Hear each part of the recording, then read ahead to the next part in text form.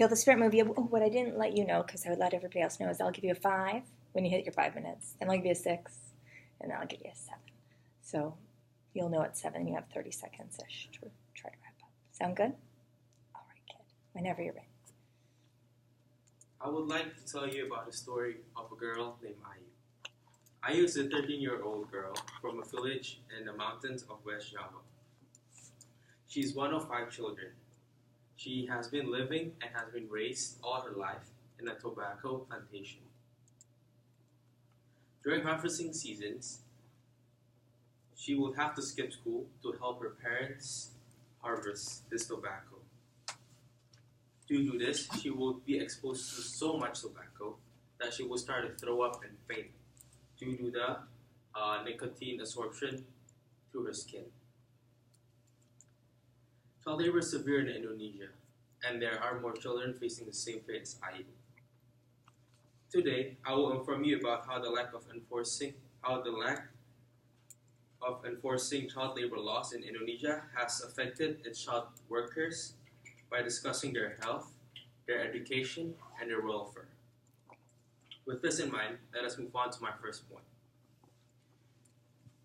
Children will suffer from physical and mental illnesses due to the child labor. Mental disorder is one of the serious outcomes that may result from child labor. Children are developing, so due to child labor, they are confined to work areas that result in isolation and depression. Due to this isolation and depression, children will develop late, and it prevents them from developing healthy emotions that in the future may result in drug abuse or abuse to other women or children.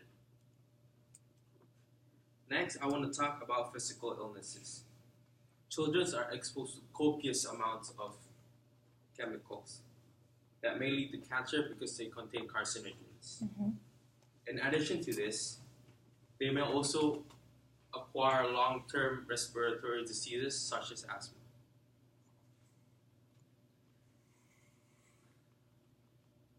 These families are barely making ends meet. So as a result, the families are not capable of sending their children to local clinics or hospitals when they are ill.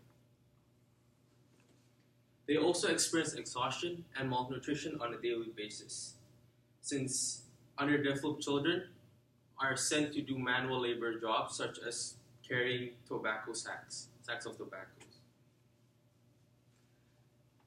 On top of this, they are not paid enough to buy basic necessities such as food and clean water. In addition to the health effects of lack of labor laws, some children do not receive formal education. Formal educations are provided by the government and are usually free.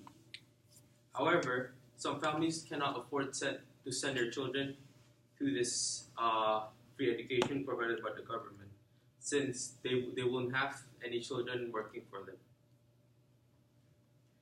For example, in rice plantations, children in villages, families in villages tend to have a lot of children to help them work with harvesting and planting the rice.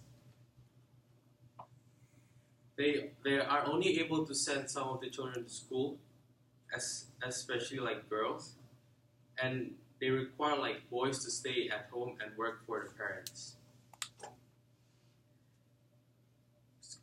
Schools also require necessities such as stationaries and uniforms. The families also cannot spend their extra money on uniforms and stationaries when they can't even feed themselves.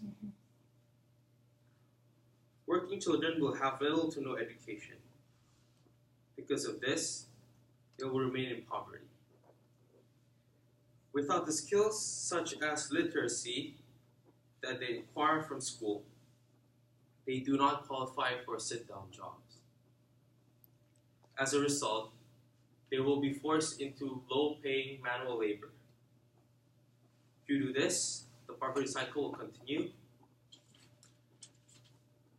And so the children do not aid in boosting Indonesia's economy or eradicating poverty. Mm-hmm. To conclude, I have described how the lack of enforcing child labor laws in Indonesia has affected its child workers. I discussed the health issues, both mental and physical, that are caused by child labor. Then, I told you about the effects of child labor on the education of the children. Lastly, I explained how the lack of formal education leads to children staying in poverty. That's it.